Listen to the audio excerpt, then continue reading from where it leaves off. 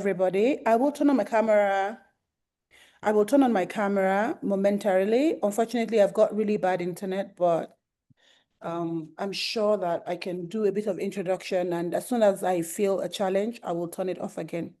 Welcome, everyone, and thank you so much for joining this conversation today. My name is Omolara Oriye, and I am co-dreamer at Liberation Alliance Africa. We also have here Ayodele, co-dreamer, Liberation Alliance Africa, and all our beautiful people who have joined this conversation today. Just to kind of welcome you, I would love if you could please write in the chat box your name, where you're joining us from, and say hello to somebody, network, meet somebody new, share resources if you have any, or you've produced some at where you work, or personally. Please feel free to use the chat box to share with one another, to converse, and to introduce yourself, particularly for this evening's program. Welcome once again to Liberation Alliance Africa. Liberation Alliance Africa is a decolonial feminist collective doing work on radical knowledge production, raising critical consciousness, and documenting the evolution of our liberation as a continent, as a people. Our work really does the job of holding space for our liberation politics, for our beliefs, and for feminist activism on the continent. Why are we here today? That sounds like an interesting, like a question that would be asked at a 10-year-old's birthday. So why are we here today?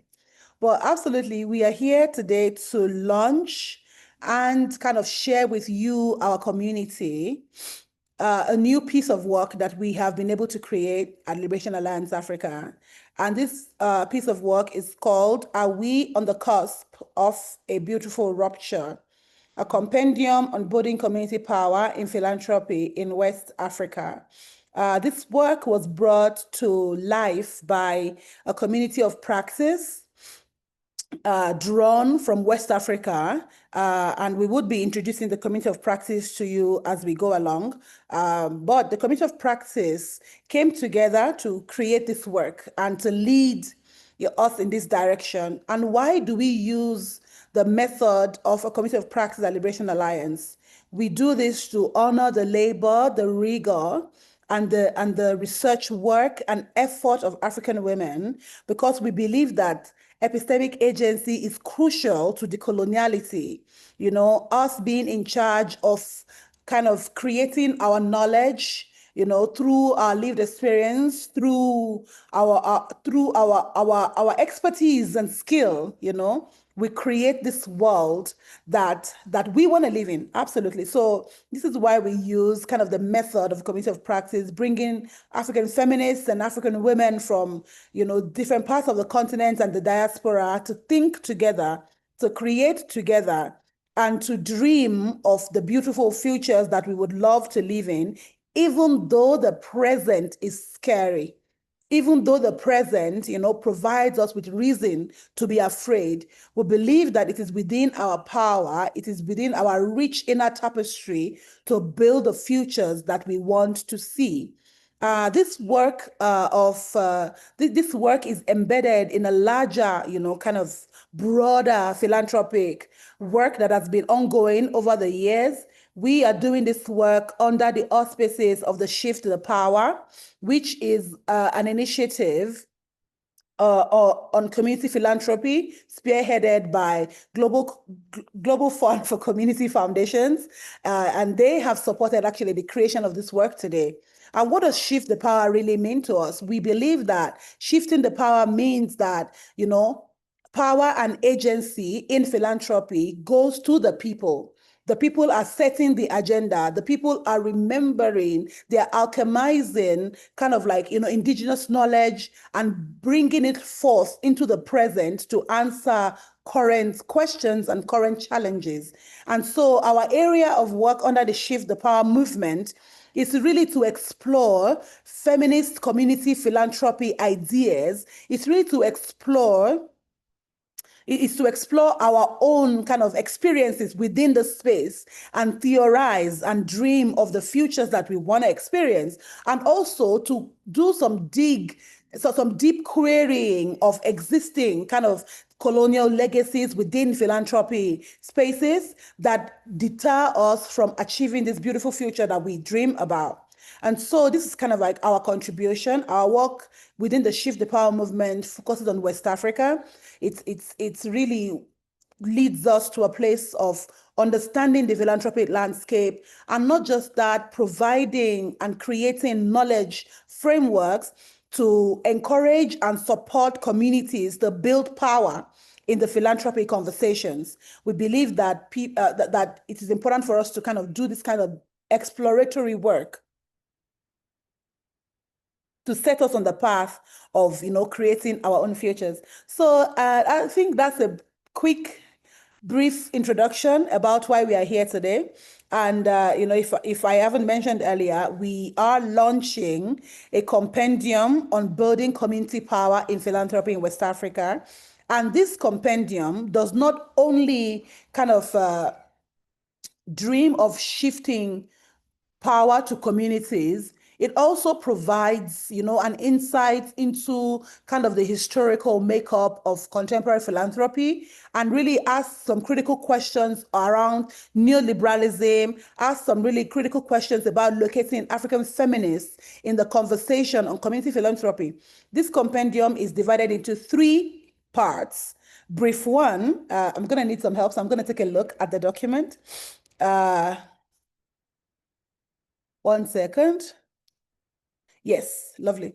Brief 1 explores giving in West Africa and highlights conversations on memory, history, and obligation, and is written by Oluwatobiloba, Ayodele, and Kaata Minah. Brief 2 surrounds locating African feminist movements in philanthropy conversation. It is written by myself, Omolara, and Fadzai, Muparutsa. And brief 3 explores the question, which is the title of the book as well. It explores the question, are we at the beginning of a beautiful rupture? Given the landscape that we have today, not just the global north kind of reaching for more power grab, not just the global north reaching for more agency from the continent, trying to continue to perpetuate the narrative that the African continent only exists as a pack for spare parts for the West. In the face of this, while we are, afraid, while we are, hanging on to hope, do we see this as the beginning of a beautiful rupture? So this brief 3 centers reflections on the role of Black and African feminist funders in these times. How do we rise up to the challenge? How do we create space for one another to thrive, even though the world order, the international economic infrastructure does not give room for African liberation? So these are the kind of like the key things that we have looked at in this brief. And we just want to thank you once again for joining us in this conversation. And we look forward to the chat that we're going to have. And we look forward to your questions. We look forward to your contributions. And we look forward to you sharing this brief, sharing this compendium within your networks, sharing this compendium within, your networks, both local and international, and let more people kind of have an idea of what we are doing with this work. With this, I will just want to say welcome everyone, and I will hand us over to Oluwatobi as she moderates the brief conversation that we will have regarding the content of this brief. And then after that, we move into the Q&As, and after that, we go and enjoy our Friday evenings across the world, wherever we may be. So yeah, thank God it's Friday. Happy, joy. Nice to see everybody. Over to you, Toby. Thanks, Omolara. Welcome again, everyone. A few people are joining. We had over 100 registrations, so we are hoping that more people join during the course of the conversation. I'm putting on the slide for everyone to meet the community of practice members. These are the people that came together to write the 3 briefs in the compendium. And we are so excited that they joined us at Liberation Alliance Africa to bring this dream to reality. This is me. Hi, me. This is Omolara. This is Omolara Oriye, who has just spoken, and also co-dreamer at Liberation Alliance. Fadzai, who is unavoidably absent today, but deeply contributed to the second brief. Vanessa is here with us. Vanessa co-wrote the third brief. And then we have Kaata. Kaata also contributed to the first brief. And then we have Dr. Rita, who is also unavoidably absent, and she also contributed to the third brief. So I'm going to start us off from the first brief. The first brief really explored giving in West Africa, and we explored conversations on memory, history, and obligation. And in that brief, one of the things that we did was to question the origins of giving, the motivations behind helping others, and the different ways that giving has shaped and continue to shape our socialization. And so we explored all of these things under three frameworks: altruism, reciprocity, and mutual aid. And I know during the conversations we had, particularly with Kaata, who also contributed to the brief, we wanted to really explore why, especially in the traditional West African context, we had stories where a lot of us shared around our parents, holding space for people, cousins, family members, giving to religious institutions, giving to social gatherings and all of that, and just explored how all of that has shaped our ideology around giving, our understanding of giving, and us watching our parents do all of that. And that has also impacted our own idea of giving. We explored all of these things because we wanted to also look at the gender dynamics of giving, the way men were expected to provide for their families, especially through traditional occupations like farming, hunting, and trade. And at the same time, women were also expected to transform all of these provisions into care, preparing food, and distributing all of these things in the communal space. And looking at all of that, we explored how men's role and women's role were distinct, but also why it was not just about survival, it was more about upholding, social and moral obligations within the community. And in exploring all of that, we also explored colonialism and how that both reinforced and restructured these gender dynamics. And from there, we also explored how the introduction or the entry of colonialism also legitimized male authority by rewarding male leaders with goods, with power, with exchange, with power, with positions and all of that, but also relegated women's role in the giving space. And at the same time also, while all of that was happening, we also looked at how, women's role in the public space were also relegated, but also very, very constructed through communal care. And further again, entrenching the idea that women were passive recipients of giving rather than active givers. So all of these things we explored in brief one, which also brought us to the, it affirmed what we already know, that women were active givers, but it's true we have us understand that we played a passive role. So we highlighted all of these things in brief one. And one of the questions that we answered then was that, how does all of this obstruct our dreams towards community power in philanthropy? How does all of this impact how we reimagine philanthropy in the contemporary philanthropy landscape? And we came to the understanding that because of the way, especially not just us as feminists and liberatory activists, but the wider ecosystem, especially people that we have like daily interactions with around philanthropy, because of our socialization, because of our understanding of giving, because of the gendered perspectives that we have around giving, we have to also embed that understanding into our reimagination. We can't reimagine without highlighting the gendered impact of giving, especially from traditional giving, from colonial impacts, from all of these historical moments that have happened up until this moment. So that was how we came about to writing brief one, and we came about to dreaming about what does reimagining community philanthropy look like, with the understanding that we are indeed impacted by all of these ways?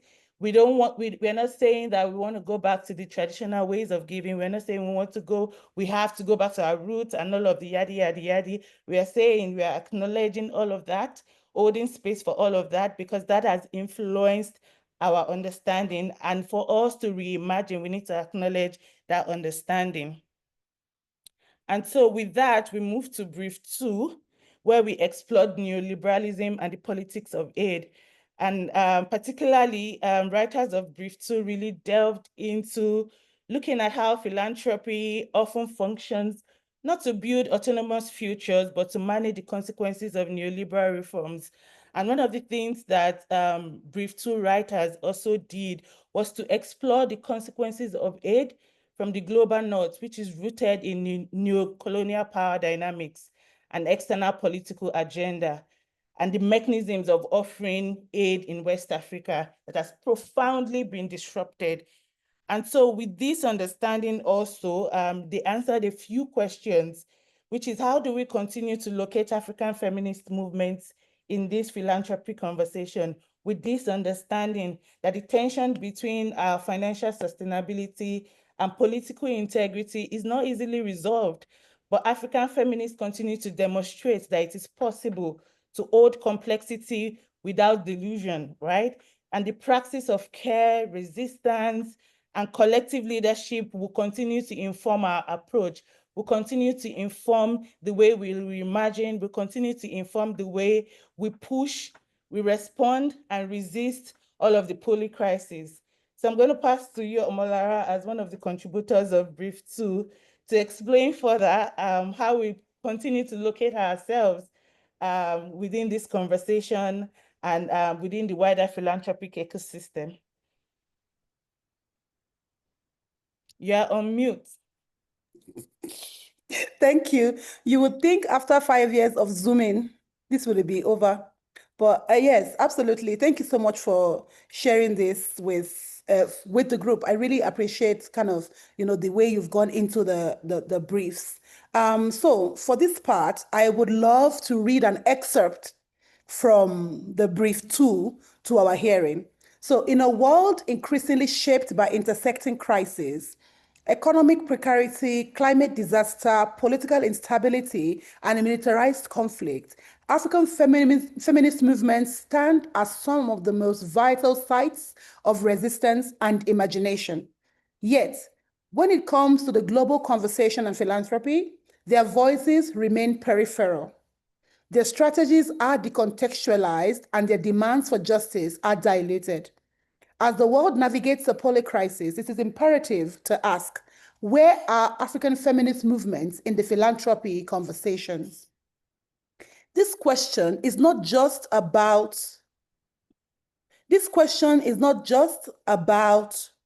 inclusion or representation. It is a question of power. It is a question of extraction and question of funding mechanisms that enable feminist liberation work, but also may constrain them.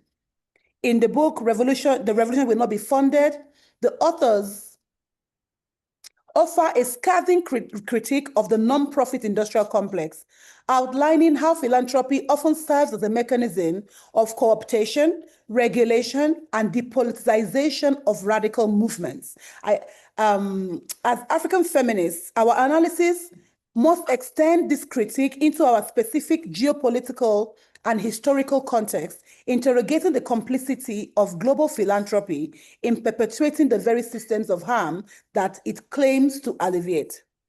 Much of philanthropy capital that funds feminist initiatives in Africa originates from the global north, often from governments, private foundations, corporate entities that simultaneously profit from and perpetuate structural violence and neo-colonial violence. This duality mirrors what The Revolution Will Not Be Funded critiques as the inherent contradiction within philanthropic aid. I love that, brief 1 already has established for us that as African feminists, we can hold complexity without delusion. We are pluriversal. There are multiple truths that can coexist in us. And this multiplicity gives us the room to be able to stand in our truth and critique the work that we do, so that we are not kind of like wrapped up in the neo-colonial agenda of the West, but we are able to see clearly where our attention is needed. These are the same industries whose global operations destabilize African economies, displace communities, and render many women and gender diverse people vulnerable to systemic harm. Yet, their charitable arms are often celebrated as saviors of women's rights.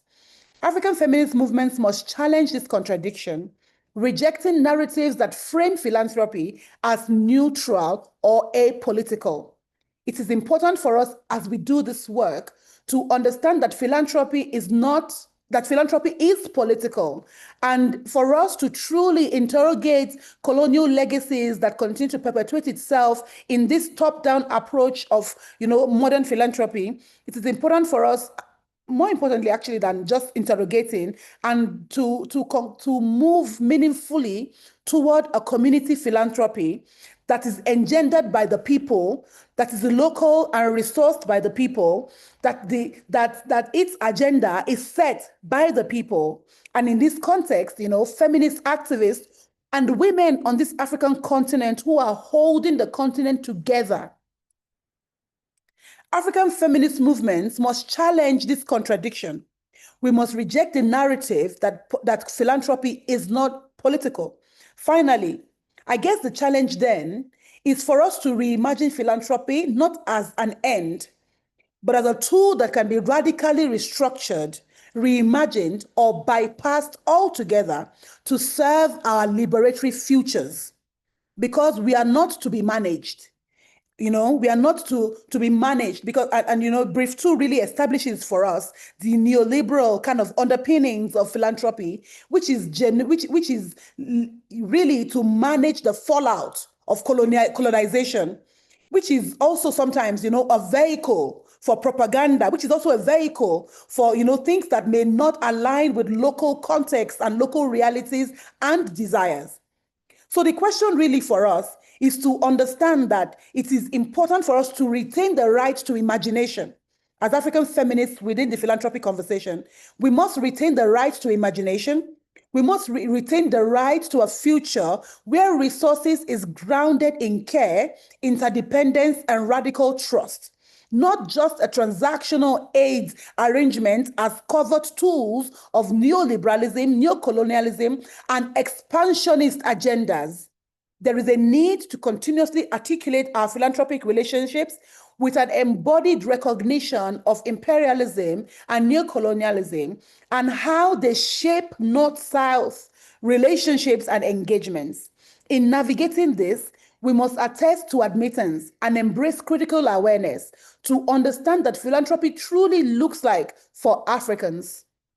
From there, knowledge building will grow, especially as many young activists gravitate toward NGO spaces, believing that they hold space for radical imagination and hope. So it is for us to come to the table with curiosity, with humility, and a sense of agency to reimagine our lives over and over again and reimagine our relationship with philanthropy. So African feminist movements are in the conversation, but the power must shift. When I say power, I mean agency. I mean epistemic kind of authority, so that we can dream our own dreams and create our own futures. Thank you so much, Toby. Thank you so much, Omolara. I really like the last point that you made, that, shifting the power is not just about, moving resources. It's also about epistemic authority. And that must also shift for us to be able to reimagine what philanthropy looks like for us and shape our own reality. And it brings us into brief 3. Vanessa, one of the things that you and Dr. Rita explored in the brief was looking at the socialization of autocracy, authoritarianism, and the sweeping anti-rights agenda, and stating that it's not happening in a vacuum, and all of the use of religious, social, political, judicial, and other levels of power a long-standing of how neoliberal order and gender and anti-rights movements have been able to, influence all of the work that feminist activists, local grassroots movements have been doing for years. It's not just happening in a vacuum. It's something that that has been strategic all along. And I also appreciate that one of the things that was highlighted in the brief also was how, we looked at the monies that have come in. For example, you wrote there that it was estimated in 2020 that the US-based anti-rights groups have sent at least 280 million USD to campaigns against women and LGBTQ plus communities since 2007, and 54 million USD to Africa alone. So we can see that this is not a new entry. This is something that has been happening for a long time. And recently also, I like that you also highlighted the recent events that happened in Nairobi in May, that were the hosting of the Pan-African Conference of Family Values. And we can see how this conference and all the other similar conferences like that are backings of conservative donors in the US and in Europe, and the so-called family values that they espouse oppose abortion and sexual and reproductive rights, and they are indeed anti-LGBTQ plus movement. So with all of this understanding and bringing us from what we know from brief 1 and brief 2 that Omolara has shared, I'm just going to ask the question that is stated boldly in front of the compendium. Are we at the beginning, of a beautiful rupture? And how can we practice feminist community philanthropy? How will that help us navigate all of these challenges, but also inspire us to reimagine and give us the strength and courage to do so? Over to you. Thank you so much, and thank you for inviting me and Rita to this event and to this contribution. The earlier briefs were really helpful in helping us just contextualize and shape where we were going with this. So you ask a critical question, and I think it's important to kind of say how we approach this. So thinking about all of the kind of unprecedented and compounding crises. So we've named, I think, in the brief that foreign aid, for example, is at its lowest. Civil society everywhere is increasingly under attack. So like you ask, we question, are we witnessing a rupture with all of this? So a rupture that, if seized, could become a really powerful opening for transformation. Thinking specifically about philanthropy, is this the moment that philanthropy will finally break from business as usual, which we argue has failed and isn't serving anyone? Is this an opportunity where we can see kind of institutional philanthropy really follow the lead of feminist, especially African feminist funders, or are we at a point of no return? So these are the things that we grapple with in this brief. And we begin by setting the wider context. So you touched on some of these things. So we name that for every kind of hard one step forward, we've also seen a backlash, which has been really, really fast, and it's been global. So everywhere you look, whether that's the kind of televised war crimes, whether that's autocrats who are doubling down or who've been swept into power, whether that's the attacks that we see on our bodily autonomy or on gender affirming care, or even just the kind of obscene growth of wealth inequality. So I think in the brief, we note that billionaire wealth in 2024 rose by $2 trillion.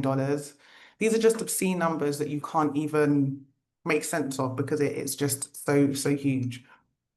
And then we also note that kind of amidst all of this, Black feminist movements continue to organize, continue to sustain communities and transform societies, despite being really drastically underfunded. And then we move over to what these numbers look like. So in 2022, just 8% of private philanthropy went to gender-related work. And from the data that we found, this isn't explicitly feminist organizing, this is just gender-related work. So 8% of private or institutional philanthropy. It's even more troubling when you then zoom into what this looks like for money which is moving to Black feminist movements. So in the Where is the Money for Black Feminist Movements report that we at the Black Feminist Fund released a few years ago, we saw here that only 0.1% to 0.35% of all of the philanthropic funding has gone to Black women, girls, and gender expansive led organizing globally. So 8% of private philanthropy, gender work, not explicitly feminist organizing. And of that, 0.1 to 0.35%. So we're talking really having to zoom in. And in this brief, we say that for a sector that controls billions of dollars, these numbers reflect a really deep and racialized trust gap. And the stakes are high. The stakes have never been higher. Feminist organizing is a proven intervention that benefits everyone, not just women, girls, and gender expansive people. It benefits everyone. Black feminist movements have always been an antidote to the anti-rights machine. This has always been the case. We can look at the bold Gen Z feminists who galvanized thousands for the end femicide protests and the more recent protests in Kenya. We can look at climate feminists in Senegal, like across the continent and beyond. Black feminist movements continue to be an antidote to the anti-rights machine. So when you look at these kind of funding gaps, they're not just bureaucratic failures, they're not just technical glitches. They're huge, they're seismic, and in this current moment, they actually kind of threaten to reverse all of these monumental gains. Then we take the brief to looking at what our opposition is working with, and I know you lifted up some of these stats earlier, but to zoom in again, you're right in saying that at least, and these are conservative numbers, so it's probably been more, but conservatively, what we were able to find from the data that's out there is that $280 million has been sent since 2007 to anti-rights groups from the US globally. And again, a conservative estimate of this is that $54 million alone have gone to Africa, so have gone across the continent. This year, we've seen both the Strengthening Families Conference in Sierra Leone and then the Pan-African Conference on Family Values in Kenya. I think someone needs to mute. Cool. I'll say that again in case you missed it, but this year we've seen the Strengthening Families Conference in Sierra Leone. We've also seen the Pan-African Conference on Family Values in Kenya. Both of these have been very anti-women and gender expansive people, very anti-LGBTQ rights, very anti-reproductive rights, all these things. And these agendas are always presented as African values. Yet when you look at where the money is coming from, it's very much funded and orchestrated by actors who are outside of the continent. So let's be really clear. There is nothing inherently African about bodily control or state-enforced gender norms or homophobia.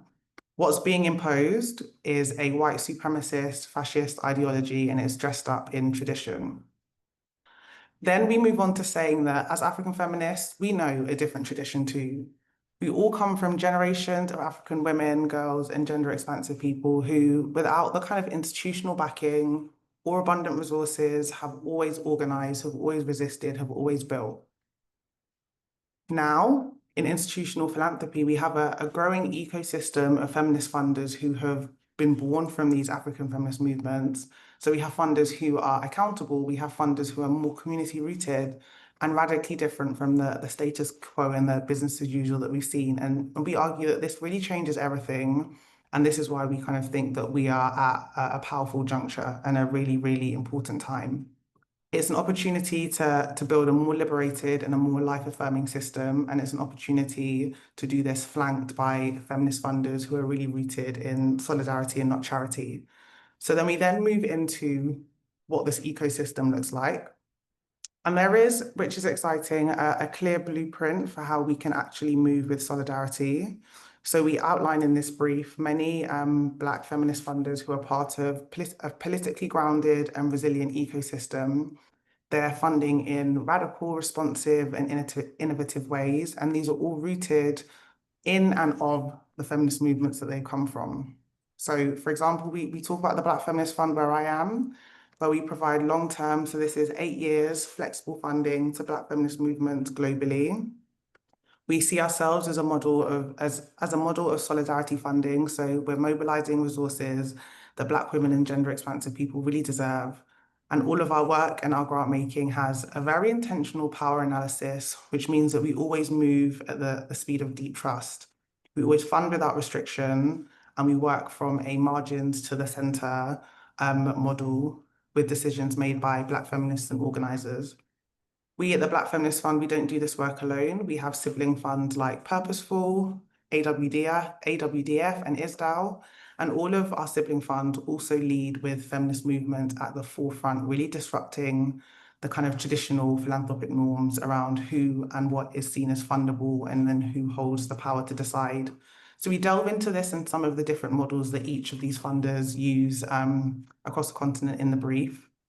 And what's important to kind of finish on, I think, is to say that all of these funds have decentralized decision-making models, intersectional approaches, and bold funding, and they are part of an ecosystem which is growing and trying to move in lockstep in ensuring and organizing alongside African feminists. So yes, we're at a really, really powerful moment.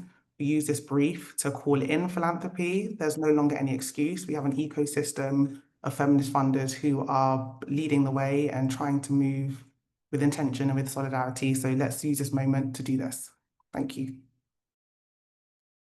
Thank you so much, Vanessa. And yes, it is in our resistance that we find the courage to transmute, to alchemize, and to create something new from this beautiful rupture. I'm not going to yap too much because I want to open the space up for contributions. We have friends in the room that we know are doing work on philanthropy, whether in their local context or globally. So we want to open it up for contributions to all of this conversation that we've been having. And I'm going to also click on the next slide to scan the QR code and also ask our comms person to put the link to the brief in the chat.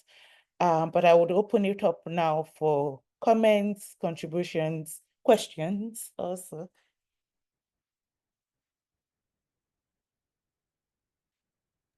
Yeah, meanwhile, you can take out your phones and scan the QR code. It will take you straight to the PDF document.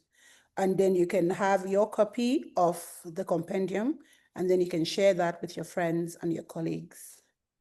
And a few of your enemies, if you can reach them. That's absolutely necessary. Do we have comments? Comments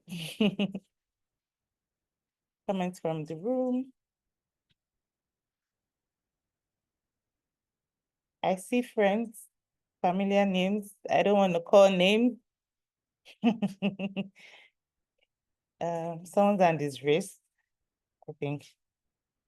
Vanessa. Yeah, I was making this really formal for no reason. But I guess my question to you all as the co-dreamers of Liberation Alliance is how you hope this compendium can shift things and where you would like this to go next. Oof.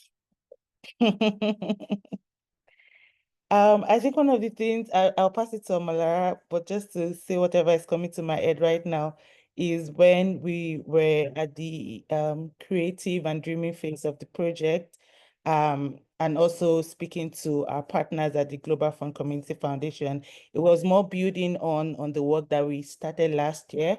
Last year, we did an exploratory research on philanthropy in West Africa.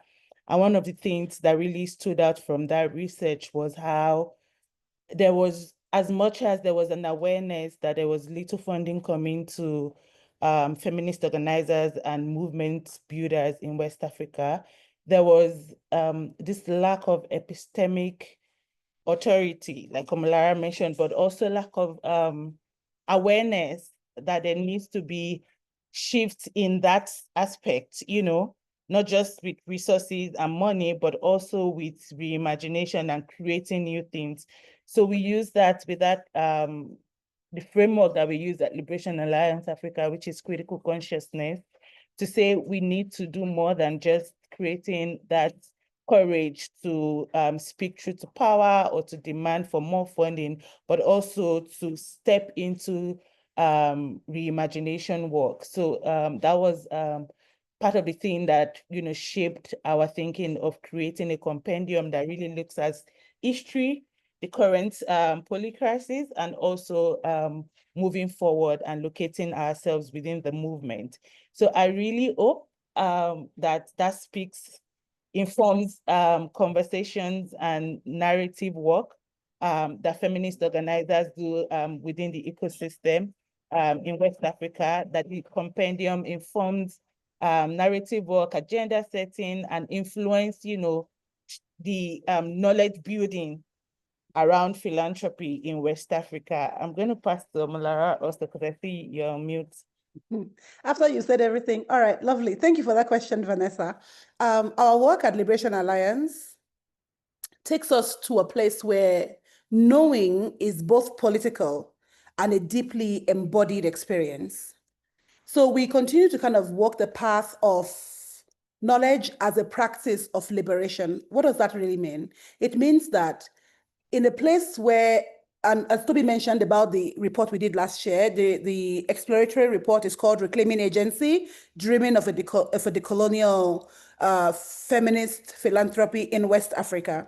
That work led us to a place of realizing that there was little knowledge around what the philanthropic relationship should be. What we found in the interviews we did was people who thought that Western kind of philanthropy organizations were doing us a favor. The narrative was one of, oh, these people know better, and so they are helping us to do better. And that really triggered us in a way that made us feel, look, we do not only need awareness, we also need, I really don't want to use a militarized word, but the word coming to mind is sort of ammunition.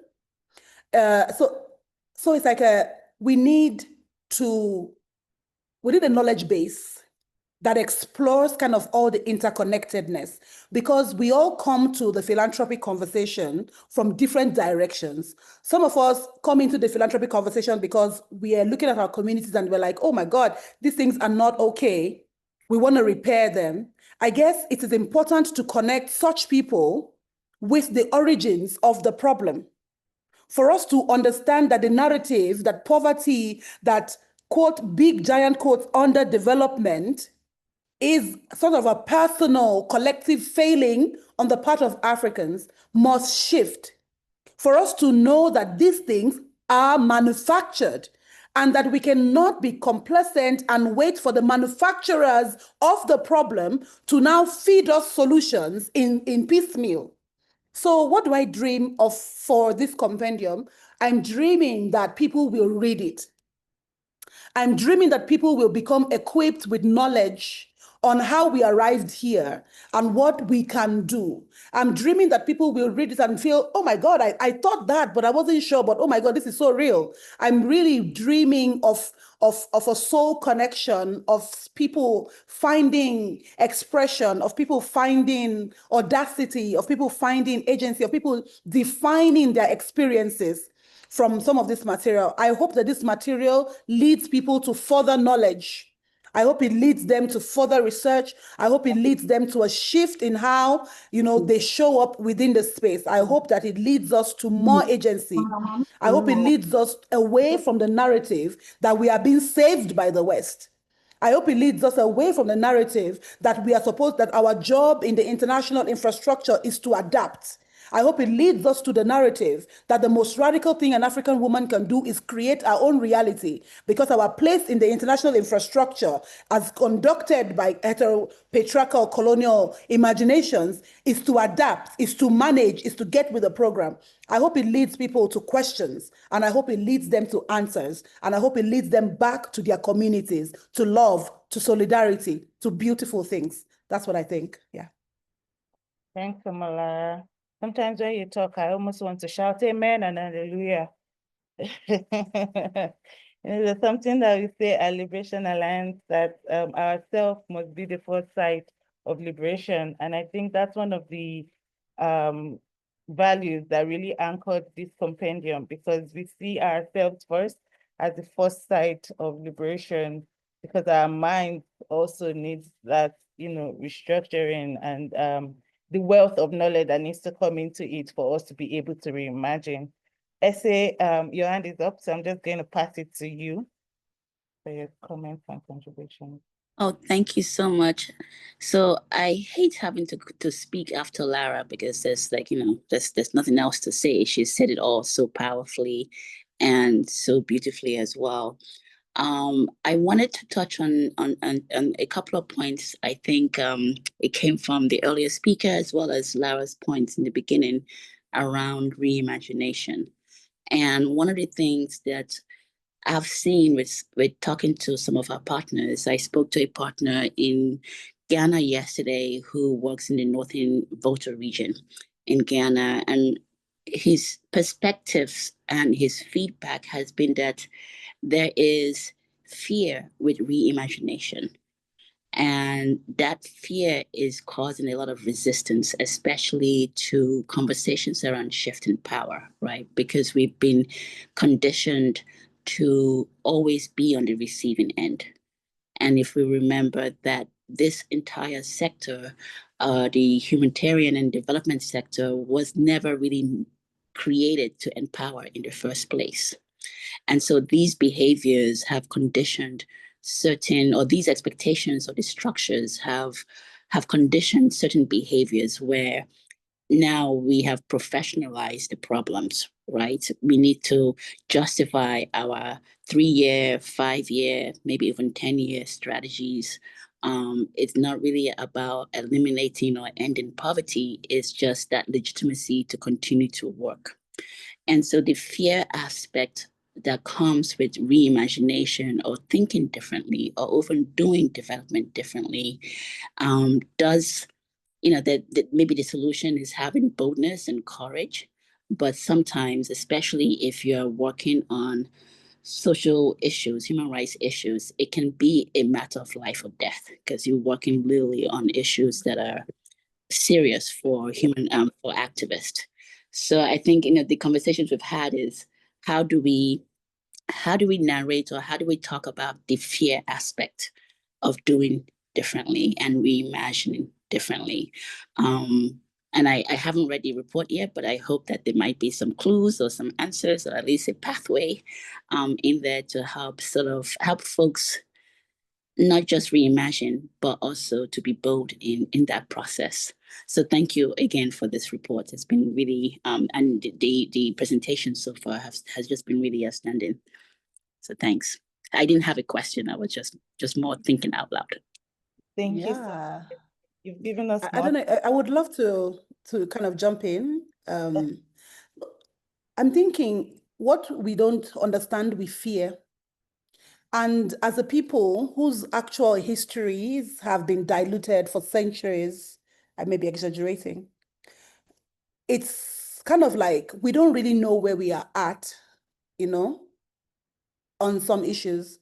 When people say, oh, African culture or tradition, that opens the door to all sorts of things because culture is not static.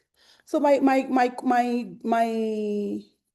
thing with what Essie has shared is this piece of work. I hope it demystifies the enemy. And when I say enemy, obviously I use that word lightly for now. I hope it demystifies the problem because brief 2 really kind of goes into how we even arrived at NGOs in the first place. In an ideal feminist world, will we have NGOs? Would we have been colonized? Would society have been stratified according to gender? Would we have been stripped of humanity? Would queer people have been othered? Would persons with disability have been othered? So I really hope that this work leads people to kind of like a bit of awareness in terms of the problem looks big, but there are people, particularly African feminists, demystifying the problem daily. And I think that this is not a thing that we can achieve, immediately. It's not a quick fix. And our approach at Liberation Alliance really is to make sure that there is something to support deconstruction. There is always information to support, oh, maybe I feel differently about this. And this is why our work is grounded in Paulo Freire's idea of critical consciousness, which is really a movement from kind of awareness to action. We cannot wake up one day and arrive at action. We actually really need to understand our positionality as an individual, understand the linkages of that to the collective, and then we can reach action. And then don't forget that there is consistent pushback from the hegemony. There is consistent cramp down. So it is absolutely, I am afraid. It is absolutely okay that we are afraid, but we must let that fear dissolve at the foot of, demystification of the West. It is time for us to start to kind of look at other things apart from Western propaganda. And that takes personal responsibility as well, what we consume. America sneezes and they expect everybody to catch a cold. How about you keep your mask on and you don't catch a cold and you go about your life? There are so many things that we can do in that way, but more importantly, it is really for us to understand that these strongholds, these hegemonies they are quite powerful. Oof. I just imagined the extent of their power, but they are demystifiable. And as we demystify them, we will gain more confidence, to kind of push back and do what we need to do to get to the space of reimagination. But it is definitely a lot of work. And I totally understand, the position of that colleague from Ghana. Thank you. Thanks, Omolara. Reem, your hand is up. So I'm just going to pass to you. Yeah, thank you so much. And I mean, I really like this, like this launch and also all the different events held by Liberation Africa. They're just very hopeful, and they also give you kind of tasks to do and ideas to think about and make you feel that you have a role to play, which is very important. So I've been thinking, philanthropy gives power, okay? It gives power and it builds power. People get power through different ways, sometimes by force, military interventions and different things. But soft power is increasingly becoming critical, to how people, build power within and build their foreign policy and build and take the power of the community and so many things. So I'm just wondering if we could, just think about it.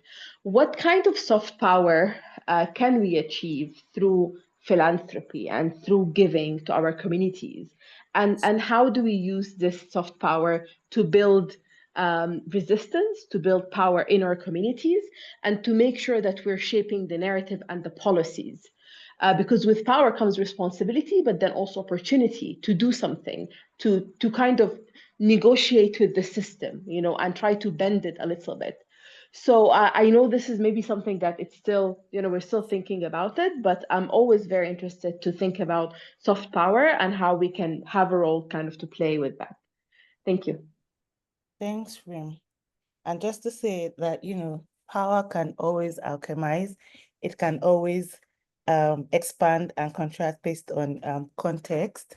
And I think that one of the things we hope that this compendium does is to give everyone that reads it, community, philanthropist, activists, feminist activists, movement builders, the tool, to see it as a tool for them to shift power, for them to alchemize power, for them to question, and for them to also maybe also acknowledge the fear. I really like the point that Essay raised around fear, and I hope that this compendium also, just acknowledging that fear, but also seeing the compendium as a tool to face the fear and move past the fear, because a lot of times, one of the things that we found, especially with the research that we did last year, it was re-echoing the quote of, we are just simply adapting. We are just simply adapting. We are just simply navigating it. It's like a survival of the fittest kind of thing. Oh, let's just write the report the way they want us to write the report. Let's just fill in the blanks the way they want us to fill in the blanks. One of the questions we asked the participants of the research was, how has it been done? This is someone that has been in the space for over over 20, 30 years. And we were asking, you know, before all of these new ways of philanthropy and all of that, how has it been done before? And their response was, they don't know any other way. This is how they've always known it, you know, and that really triggered something in us, because there has to be other ways. And even if there are no other ways, what are the alternatives to these existing systems? And we are hoping that this compendium forms part of the current work that feminist activists are doing within the space to shift us from just simply being in that adaptive phase to actually intervening. We want to move from that adaptation to intervention, to intervene, to question and push and create new things. And it is with fear, with knowledge, with courage, all of that mixed together. It's an assortment of everything that we can move forward to facilitate new connections, to dream of new realities. And I'm hoping that this compendium contributes a little part of that dreaming and reimagination. I don't know if there are any other comments, questions, contributions before we wrap up. This has been a very interesting conversation. And I'm hoping that everyone looks at the briefs and you enjoy reading them and pass it on to your networks and colleagues.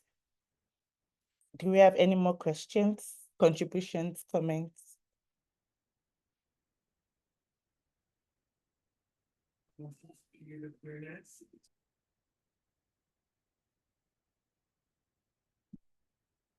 Okay, I think it is on that note.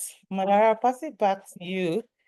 Okay, thank you so much. I think I think the only thing I really have to say is that we welcome you to not only read this piece of work, we welcome you to share it. If you feel led to do, you know, interpretation into other languages that you feel will better serve your community, those are conversations that we are happy to have.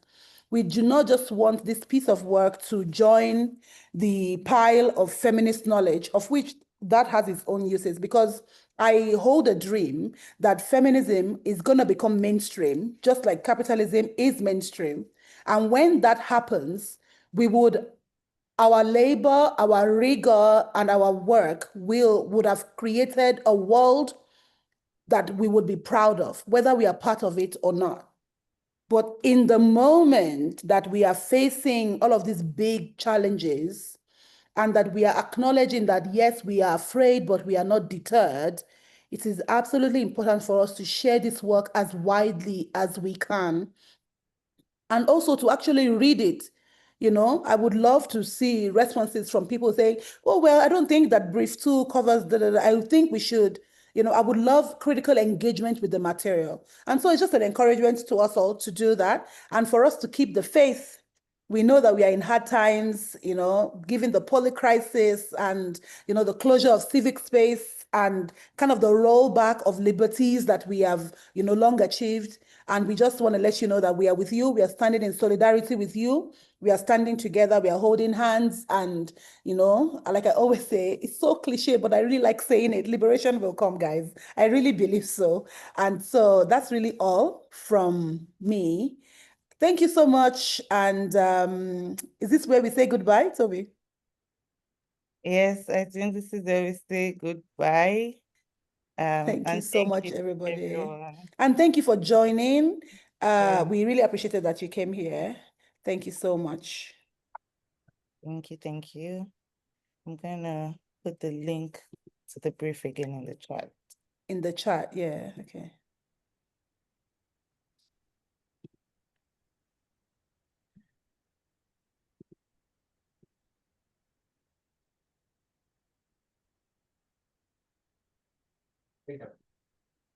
Hi, Esther. Hi, how are you? I'm fine, Mama. How are you? Yes, I'm fine. I So see good. your face, Mama. I know. Is it soon? Is it soon? Our nice nose. I am here. I have to Throwing stop shade. recording before you talk to me. Let me stop. Okay, please stop. And there are people